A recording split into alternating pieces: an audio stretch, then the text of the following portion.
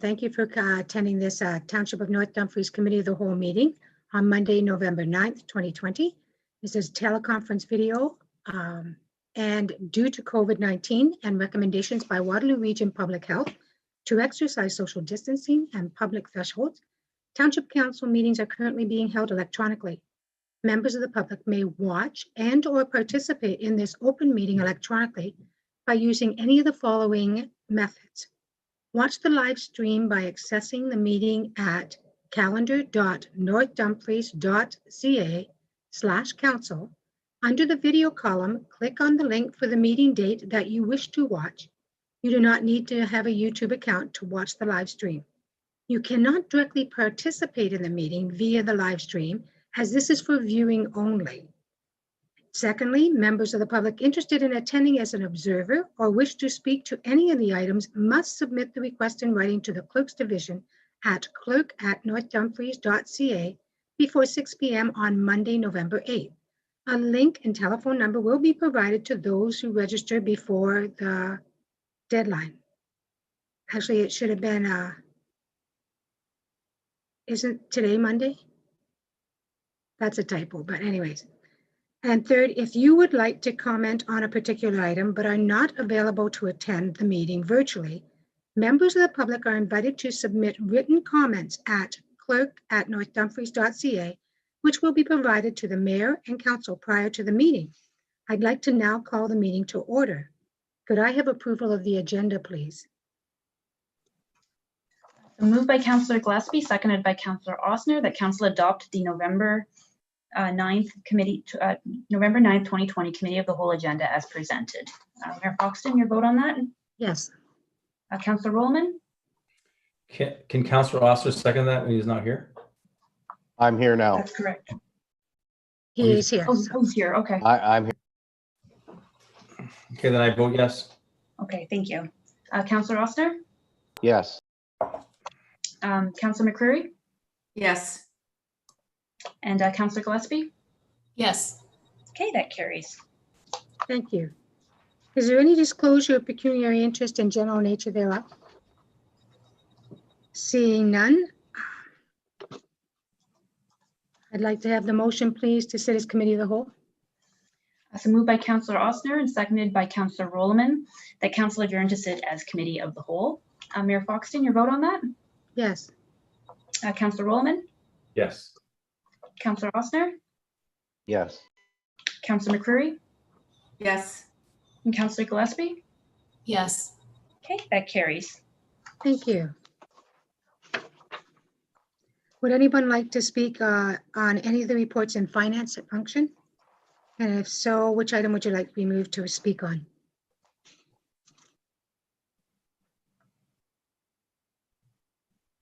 Seeing none, you can Sorry, be. sorry, Oh, sorry, I'm sorry, sorry. Councillor Osner. I just wanted to ask a question about the development charges. Do you want to wait till we get to the development charges presentation? Sure. Yeah, that's probably better. Okay. Yeah, that's item 4.1. Oh, so he does, well, shouldn't we pass it sort of after we've had the report or not? So Cynthia, you should bring Sean Michael in now for the presentation.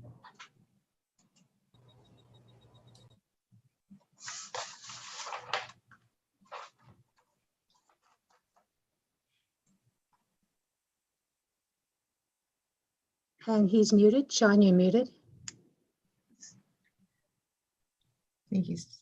Hi, sorry, I'm just getting the presentation loaded up. Okay, thank you.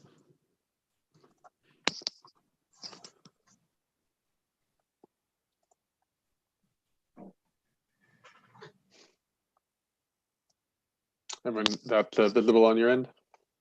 You look great. Okay, great, thank you. So the intent of the meeting today is to review the proposed development charge background study, as well as draft bylaw that's been prepared for the township. This meeting is a requirement, a mandatory requirement of the Development Charges Act. that a public meeting be held at least 2 weeks after the background study and draft bylaw have been issued publicly on the municipality's website, which has occurred on October 15th of this year. Prior to council considering the approval of the background study and adoption of the bylaw no earlier than 60 days after the study and bylaw have been issued on the website publicly. To provide a little bit more context in terms of the process that's been gone through to date, as well as the rationale for the background study coming forward. Again, as you're likely aware, the township went through this process last year, culminating in the passing of development charge bylaw 312219 that came into effect on January 1st of this year. That bylaw would have a life of 5 years before expiry, which would be January 1st, 2025.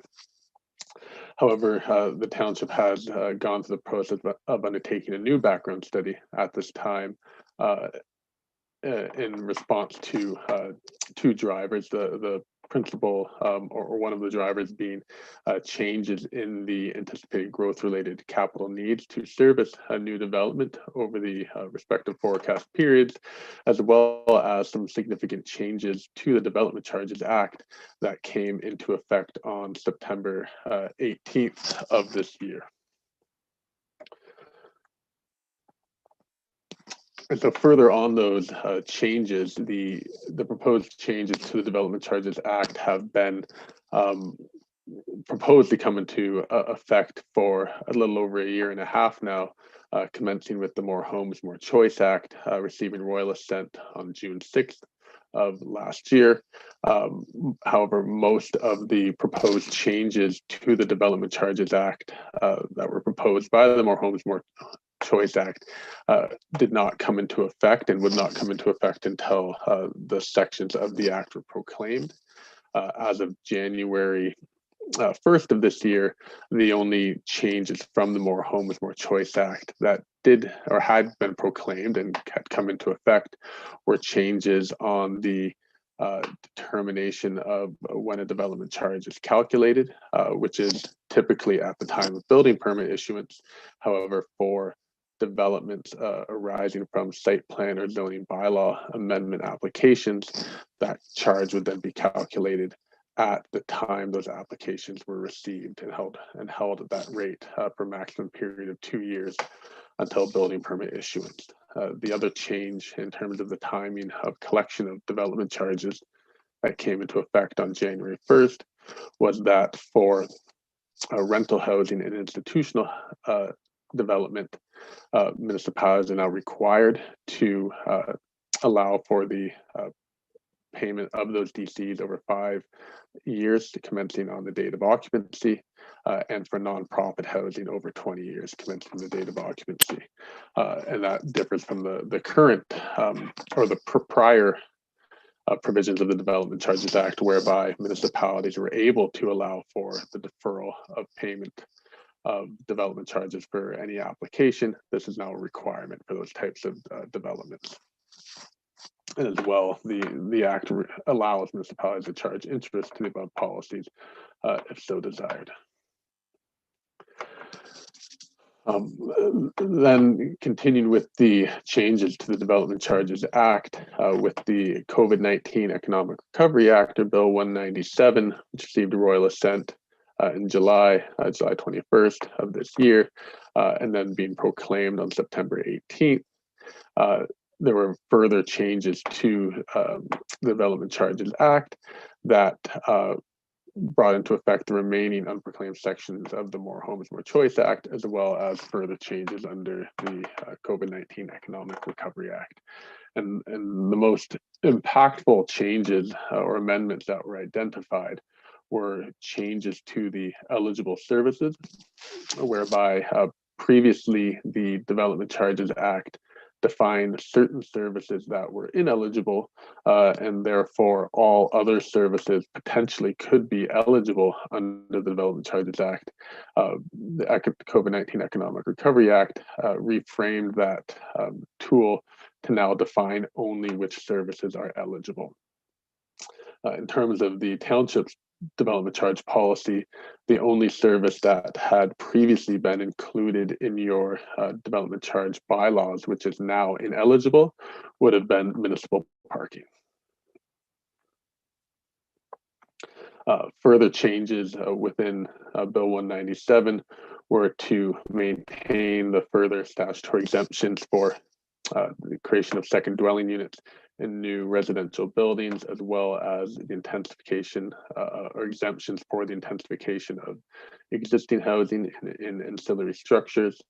The removal of the 10% deduction that was required for soft services.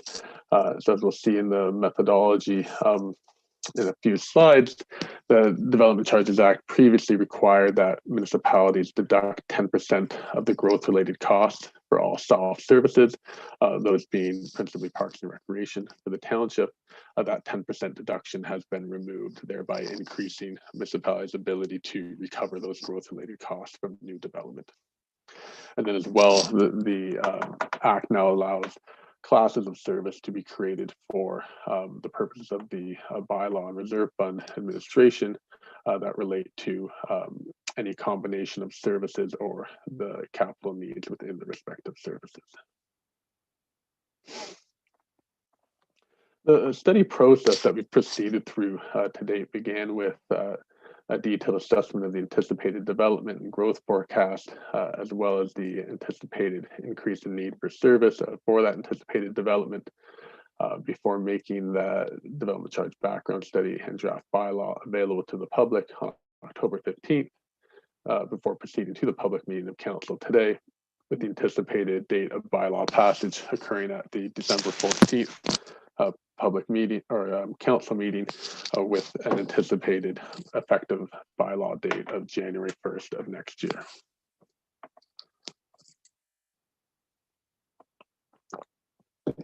And then to highlight for you the key requirements of the methodology and process for calculating a development charge, so that council does have an overview of the considerations that are required under the Act in calculating the charge. The first step in the process is to estimate what the anticipated development is for the respective services, as this is a tool to recover the growth-related costs of new development. Then for the eligible services that will be considered within the bylaw, there must be an estimation of the increase in need for service, having regard for the historical level of service that was provided, ensuring that the level of service that will be recovered from new development does not exceed the level of service that was in place historically over the past 10 years. There must be an expression of council that that increase in need for service will be met. And then after deducting any local services, such as local roads internal to a plan of subdivision, the capital projects to meet that increase in need for service are estimated, and then witnessing in the yellow boxes in the illustration required deductions to those capital costs as required by the Act. The most significant of those being the benefit to existing development that must be witnessed. Then arriving at the net development charge eligible capital costs, additional financing and interest costs can be included in the calculation. The charges can be assessed on a municipal-wide or area-specific basis, and then the charge is calculated by residential dwelling unit or per square foot of non-residential gross floor area. Consistent with the prior background study, the growth forecast for the anticipated amount, type, and location of growth has been based on the township's official plan, including the special policy area Cambridge Westlands. It would see the township growing from an estimated population of just under 11,000 persons to about a 51% increase in population by 2031, or growth of 5,625 persons, which would be accommodated in approximately 2,100 additional residential dwelling units over that period to 2031. The non-residential development would be a slightly lower increase in terms of that pace of development, with the 1,421 additional jobs being created over that period to 2031, or about a 25% increase in employment that would produce an anticipated gross floor area development of 1.1 million square feet. The services that have been considered within the background study are consistent with the current bylaw, with the exception of municipal parking that is no longer eligible. And those services would include services related to a highway, such as roads and related infrastructure, as well as public works facilities and vehicles, fire protection, parks and recreation, including both indoor recreation and equipment, as well as the development of parkland and associated vehicles and equipment. And then a class of studies has been included for the growth-related studies pertaining to the above eligible services. So over that growth period to 2031, $37 million in growth-related capital needs have been identified. Of that $37 million, just under $14 million has been deducted as a benefit to existing development, largely related to the benefit to existing development of the proposed indoor pool, resulting in 62% or $23 million being included in the calculation of the charge after deducting other miscellaneous deductions, grants, and subsidies are anticipated, as well as existing development charge reserve funds. Those $23 million in development charge recoverable costs are largely attributed to parks and recreation and services related to a highway, with 52% or $12 million of those costs related to parks and recreation, and $10.4 million to services related to a highway, lesser amounts included for recovery from fire protection services and growth related studies.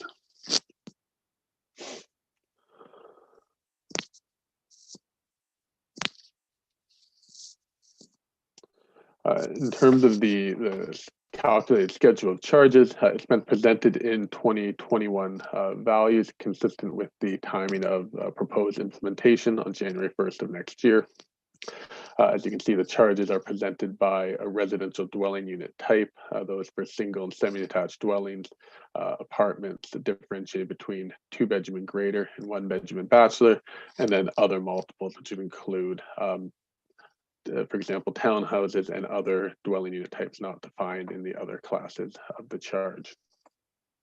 The charge by residential dwelling unit is differentiated based on the underlying occupancy assumptions for each type of dwelling unit, calculated at $11,445 for a single and semi-detached dwelling unit, related, as we saw, with the relationship of the capital needs, primarily for parks and recreation at over $6,600 and services related to a highway at $4,500.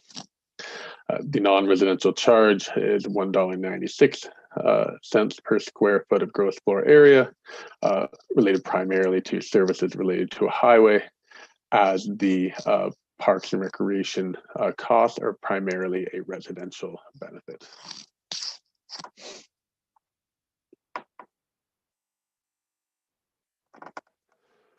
To then look at how that charge compares to the current charge, as well as within the broader geographic region, the charge would increase by just over $4,900 from $6,524 to $11,445, or a 75% increase. And as we can see, that increase is largely driven by a roughly $3,800 increase in the parks and recreation charge for single attached residential dwelling units. For non-residential development, the charge increases by about 27%, or a 43 cent per square foot increase, and again, driven in this case primarily by the increase in the services related to a highway charge, increasing from $1.33 to $1.83. Can I ask a quick question on this, on the previous slide? Is this a proposed? Is this proposed for 2021, these numbers? Yes. So residential to go from 6524 to 11445? Yes. Okay, thank you. You're welcome.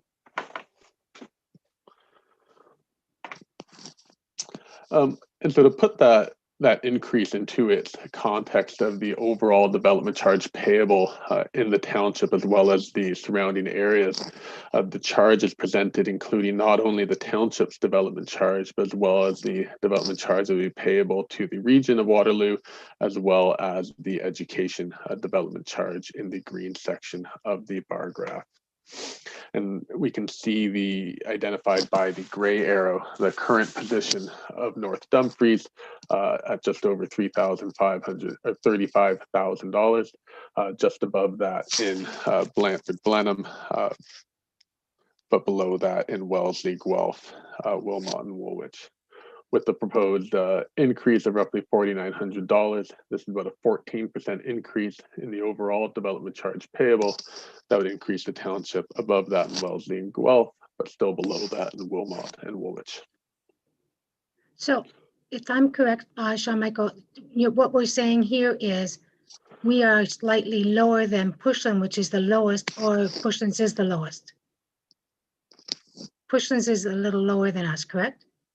Pushlands is much We're the lower second than- lowest. No, you're right in the middle. Okay, then I must be reading it wrong. I'm reading the blue, the lower tier is the blue, right? Yeah. So if you're looking at, I guess, where your lower tier charge compares in terms of the overall graph, you would be Yes. correct that you're just at the. Oh, yeah, and I'm just talking because this development charge study is regards to North Dumfries alone. It's not including the regional Waterloo or the education's tax, correct? That's correct. So we're just discussing the blue, and we are right now the second lowest, but very close to the lowest with these changes. Yes, and so the reason this graph is presented, including the upper tier charges as well, is to put it in the context of the total development charge payable. And part of the reason for that is, for example, in the township, your water and wastewater DCs form part of the region's development charge, whereas in other municipalities where that service is under the lower tier jurisdiction, that will form part of their development charge. So to put the overall development charge that is payable reflective to the services that are provided in that municipality, we find it helpful, more representative to show the overall development charge that is payable. Although Correct. to your point, what's to- within the purview of this discussion is only the lower tier charge. Right, and that's, I just wanted to point out that this is a graph showing where North Dumfries is in the blue. We are still the second lowest, but it does come up significantly as you showed because we chose to put the pool in and other things. I just wanted to clarify for everyone. Thank you. You're welcome. Michael, one quick question. Is there a limit as to how far you can raise your DC charges in 1 year? No. Thank There's you. not. The charges need to be prepared following that detailed methodology that's prescribed. But if the increase in need for service for new development calculates a much higher increase than you were showing here, that could be that's permissible, however, within the context of what council feels is appropriate to impose.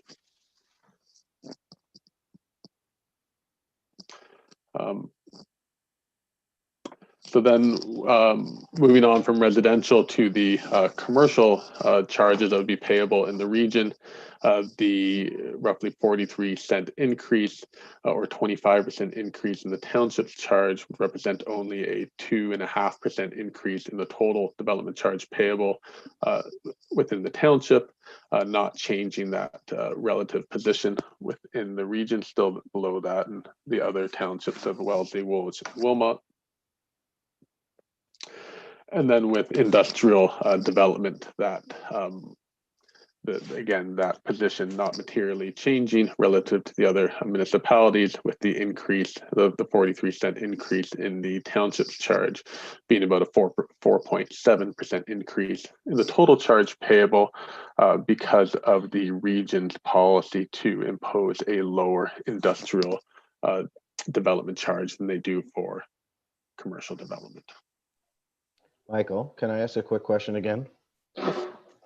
Could it be, these numbers, are they reflective of how our industrial area, if you will, correct me if I'm wrong, CEO McNeely, there's no sewer out there? So Madam Mayor, through to Councillor Osner, there is the possibility in portions of urban air for both a water and sewer, but right now Millar, as an example, is only serviced by water, not sanitary sewer. And the 97-401 Business Park is unserviced. So the region, this scenario utilizes the D.C. rate at the regional level with water and sewer. So in the 97-401 Business Park, as an example, the region portion would be slightly lower because the water sewer portion would not apply. And the same thing applies on the residential in wards 3 and 4 and portions of ward 2 that are outside the urban serviced area. There's no regional development charges on the water sewer component. Okay, thanks. That's basically what I was getting at with the 401.97. The reason why our DC charges are so low compared to everybody is because we're not providing the services that most of the other places are, most of their townships, etc. Sorry, this shows as if the region water and sewer is included in their calculated area. All I'm saying is if you were in the 97-401 area, it would be slightly lower than shown because the regional portion would not apply in that example. So we've given you the worst case scenario for residential and the non-residential categories. Thank you. But Councillor Osner, just to clarify, the other townships also have businesses operating that do not have the services. Yeah, I'm just looking, for example, Brantford and Brant, they're you know, there's no difference. They're all solid one. Because they're single tier. True. There's no separation. They're single tier.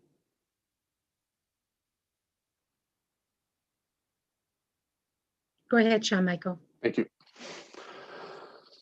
So then, having understood the calculation of the charge and the impacts of that to the current charge, in terms of the bylaw policies that are either required by the Act or at Council's discretion, the development charges will be payable, calculated and collected at the time of building permit issuance. As I mentioned earlier on, the rental housing development, institutional development will pay the development charges in 6 equal annual payments over 5 years, commencing from the date of occupancy. That installment period extended to 21 equal annual payments for nonprofit housing. And then the determination of the charge will be at developments proceeding from site plan and zoning bylaw amendment applications at the time that application is made.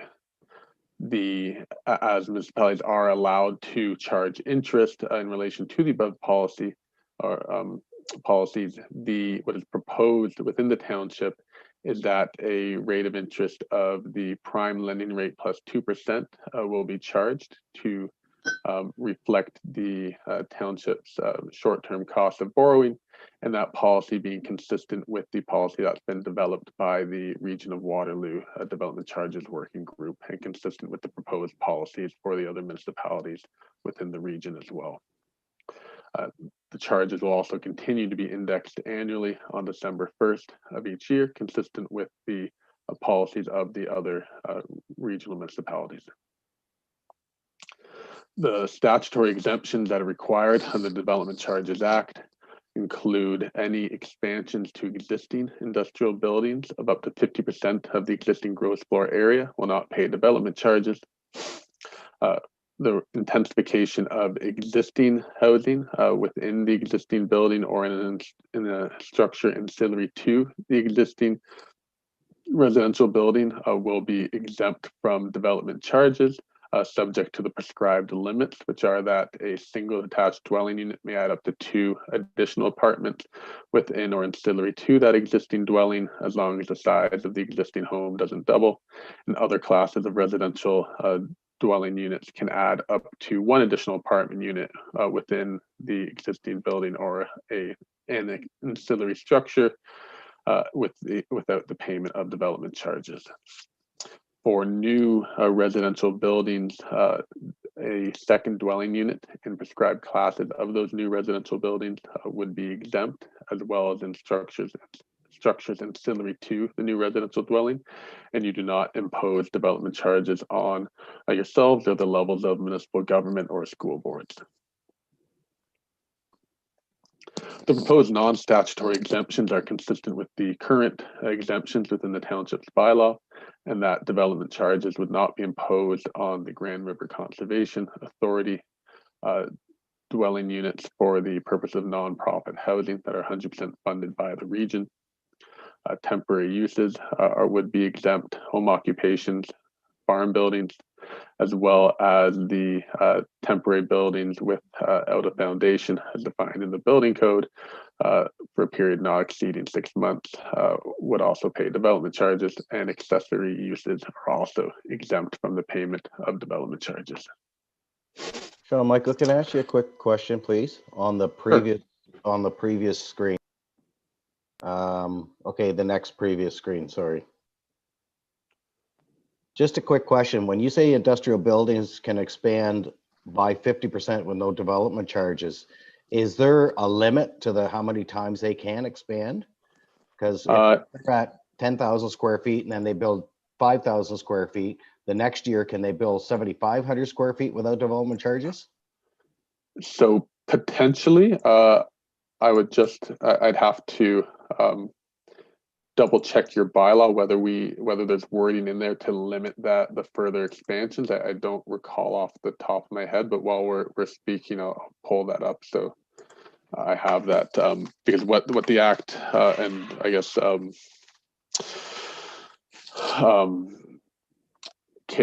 case law provides is that municipalities can define what and when a building will be defined as existing, and so municipalities have looked to potentially define that as when the bylaw is passed or potentially when the building was first constructed. So I think to your point, developments can't continually expand by 50%, resetting what that existing gross floor area is each time. I just need to confirm for you what is included in your bylaw.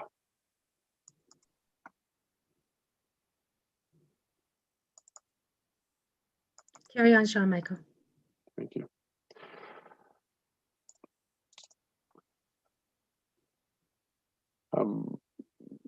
Yes. So redevelopment credits are commonly witnessed across the province, although not required in the Act. They are provided by case law as well. And what the redevelopment credits are meant to do is to reflect that where a building, an existing building has an established level of service, if that building is converted to a new use or demolished and replaced, the replacement of the existing use does not reflect an increase in need for service, and therefore there would be development charge credits granted in terms of the prior use that is being converted or replaced, as long as that conversion occurs within 5 years of demolition. And the credit, of course, cannot exceed the amount of development charges that would otherwise be payable.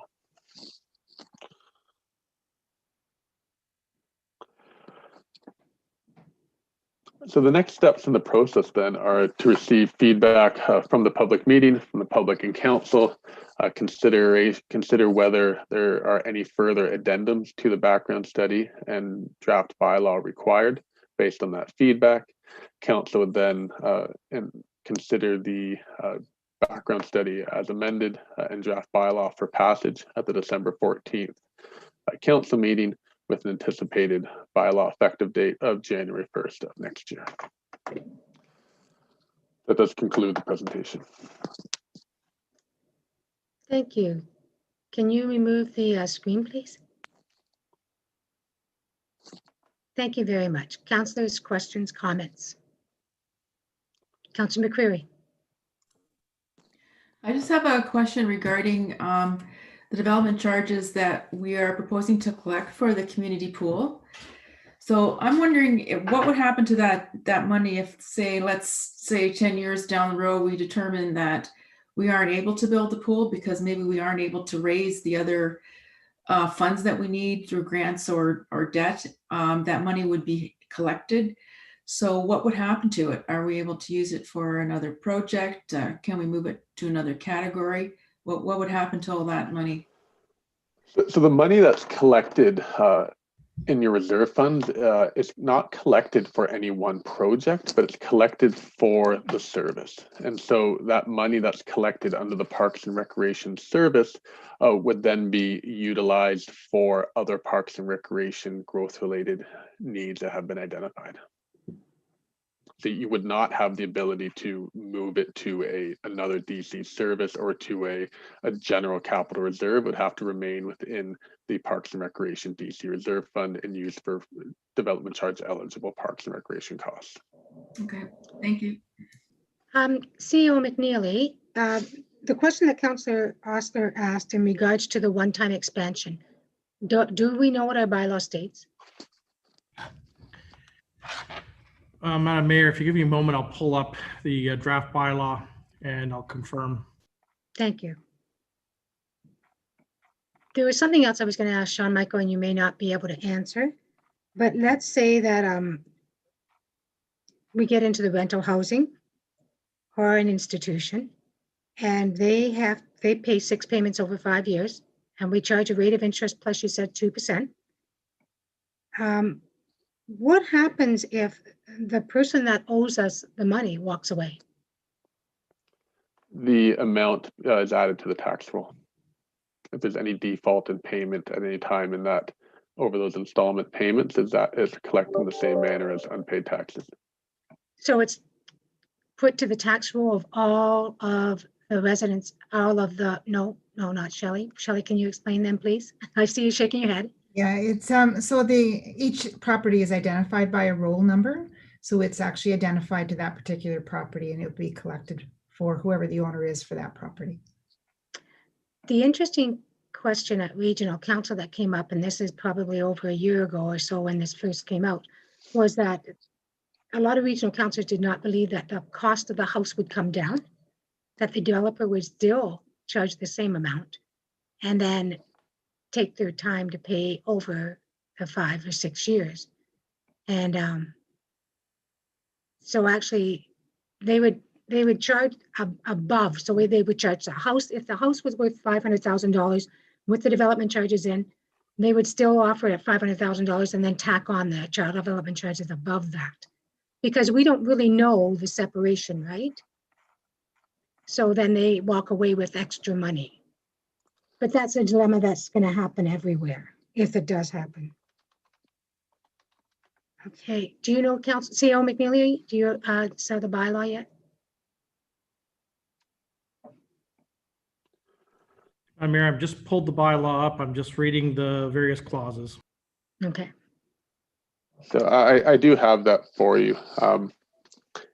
It's existing as of the day that this bylaw is passed. So the policy that was established in the previous bylaw had been that what is existing will be established on the date of bylaw of each time the DC bylaw is passed. But we don't know what that means. Is it a one-time expansion or a two-time expansion? So it's one time because existing will be established as of the date of bylaw passage. Okay, so that's good. Yeah. CEO McNeely? So going by the example that Councillor Osler gave, if there was an existing 10,000 square foot building and they propose an addition during the life of this new bylaw that will be enacted on and brought into effect on January 1, they'd be eligible for waiver for the first 50% up to 5,000 square feet, and anything above that 5,000 square feet, they would pay whatever the DC rate is. If they came back, let's just say it was another 10,000 square foot, okay? If they came back 2 years later during the life of this current bylaw, and for another addition, they would not be eligible for any further reduction because they utilized their 50% with the first expansion. Okay, so what happens if this bylaw, this development charges is reviewed again and it allows the same clause? So can they then go for an expansion again? So, Madam Mayor, if we carry forward similar language in the next generation of a DC bylaw, then yes, the clock would reset to that moment in time because we're using it as the building that existed at the time of the passage of the development charges bylaw. Okay, thank you. And okay, any other questions? Now, I believe the next stage is a public meeting. Is that correct? Or is this, yeah, what's the next stage? So this is the public meeting. Okay, because for we the have nobody development speaking at it. Okay, charge. So the next step is then to consider whether there are any amendments required to the draft bylaw or background study, and then those would come back to council for consideration at your December 14th meeting. okay, thank you. Any questions, councillors?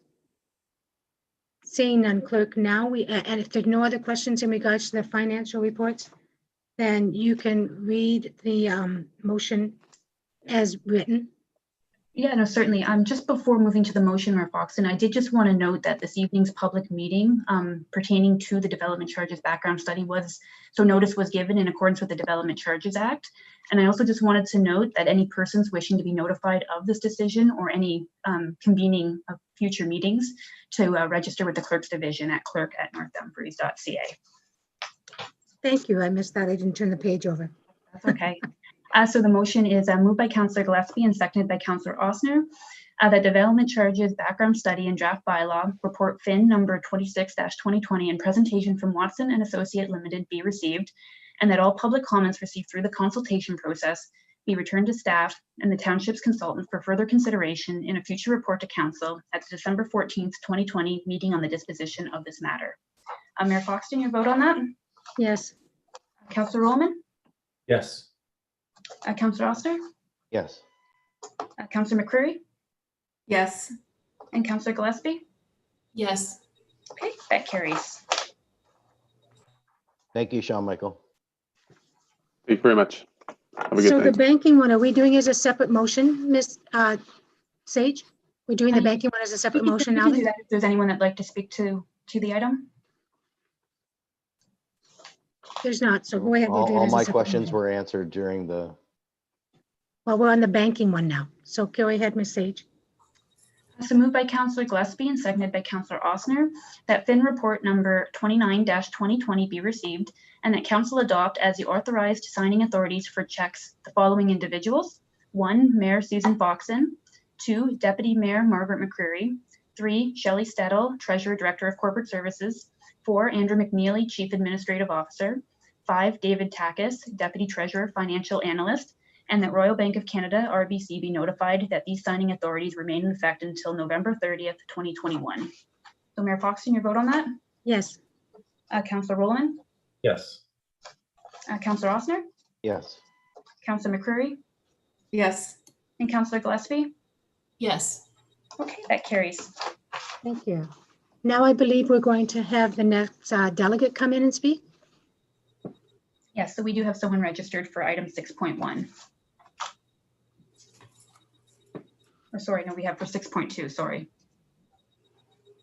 Oh, do we want to pass, do we want to leave it and do, how do we want to handle the motion? Do we want to do If, separate motions? If any members of council wish to speak to item 6.1, or we can have it. I had a quick question on 6.1. Okay. When the construction, which is almost to be completed, is there still a necessity to have the stop sign on Hall Street? Madam Mayor, through you to Councillor Osner, staff is recommending that the stop sign at the intersection of Willis and Hull remain in effect, and that a bylaw actually be brought forward to extend as a permanent stop sign, three-way leg stop control at that intersection. We believe, based on the nature of pedestrian activity and crossing from the north to the south side where the municipal sidewalk is to the school and associated playground, that a three-way stop leg is appropriate at that location. If council adopts the staff recommendation as presented, we would bring a bylaw forward at the November 23rd meeting of Township Council to enact an amendment to the traffic and parking bylaw to formally establish the three-way stop control at Willison Hall. Okay, so any other questions in regards to that motion? Then Ms. Sage, would you please read out the motion? You're unmuted. You're muted. Sorry. So moved by Councillor Osner and seconded by Councillor Gillespie, that Committee of the Whole recommend the following item be approved as presented, as outlined in the staff report listed in the Community Services Function Area, 6.1, report number PW-11-2020. No, Ashley, that's the wrong one. Because we haven't heard from Haley yet. So we're looking at 6.1 as a separate bylaw. It's right after the one that you were just trying to read. Yeah, we can, if you'd like Yes, to pull that reading item. 6.1. Okay. Yeah. Okay. So moved by Councillor Rowland, seconded by Councillor Osner, that PW report number 11-2020 be received, and that staff be directed to prepare a bylaw to amend parking and traffic bylaw number 2559-13 as amended to add a three-way stop control at the intersection of Willison Street and Hall Street, and that this bylaw be included in the November 23rd, 2020 council meeting agenda. So Mayor Foxton, your vote on that? Yes. Councillor Rowland, Yes. Councillor Osner, Yes. Councillor McCreary, Yes. Councillor Gillespie. Yes. Okay, that carries. Thank you. Now Haley, sorry. And you're muted, Haley. Hi, everybody. Thank you so much for having me today. And I'm just here to, in support of the proposal that was submitted by the Air Holiday Decor Committee. And I'll keep it very brief. I just wanted to hop on and just quickly note sort of the experience in town right now. So my family moved to town about 6 years ago. And something that comes up every year around holiday time that we hear from longtime residents is they reminisce about when downtown was decorated for the holidays and how much joy that brought to everybody in town. So again, this year, and even more so this year, I think due to the pandemic, we're hearing more and more from our community about how they would love to have that uplifting spirit of being able to walk through the parks and walk through downtown and have them lit up for the holiday season. And fortunately for us, we have a community here that is full of talented and willing participants who want to come together to make this a reality. We also would like to note that we think this is beneficial not just for the residents, but also for business owners of our downtown. We know that Paris is right next door and they have a thriving downtown that is always a draw for local residents to come and check out the lights every year, walk across the bridge and look out over the river. And this year, more than ever, that's the sort of activity that we want to encourage around holiday time, being outdoor with our families and being COVID safe. And certainly we in AIR could work off of what Paris has done. We're a short 10-minute drive away. And if local families are out looking for something to do with each other around holiday time, it would be great to be able to draw them into AIR as well, into our beautiful downtown and our parks, and have them explore what we have to offer and what some of our retail businesses downtown have to offer as well. So I won't say much more, but I really do appreciate the opportunity to speak here. I know everybody's very excited to be having their voice heard on this issue, and we hope that this is the year that we can take a step forward in this direction. Councilors, any questions? Seeing none, do you want to read the motion, please, Ms. Sage? Certainly. So moved by Councillor Osner, seconded by Councillor Gillespie, that CAO report number 38-2020 be received, and that a task force to coordinate, facilitate the program of the installation of Christmas season decorations within downtown Air be established and comprised of Andrew McNeely, Chief Administrative Officer, Michelle Passant, Recreation and Community Services Coordinator, Haley Williams, and Erica Brombacher, and that the task force wrap up its services effective December 23rd, 2020, and that the task force be conferred a budget up to the maximum amount of $3,000 to be utilized for the purchases of seasonal decorations, and that staff return to Council Committee of the Whole with a report on December 14th, 2020, with a strategy to develop a multi-year program for 2021 and beyond to promote 4-season decorations in downtown Air. Mayor Foxton, your vote on that? Yes. Councillor Rollman? Yes. Councillor Osner? Yes. Councillor McCreary? Yes. Councillor Gillespie? Yes. Okay, that carries. Thank you. Thank you, Haley. Good Thank luck. you so much, everybody. We appreciate it. Have a great night.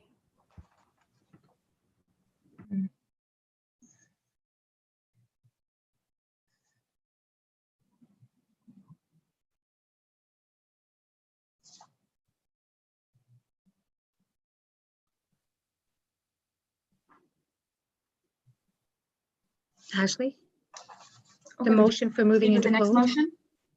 Yeah. So we have moved by Councillor Osner, seconded by Councillor Gillespie, that Committee of the Whole is hereby adjourned and the council meeting be called back to order. Mayor Foxton, your vote on that? Yes. Councillor Rollman? Yes. Councillor Osner? Yes. Councillor McCreary? Yes. Councillor Gillespie? Yes.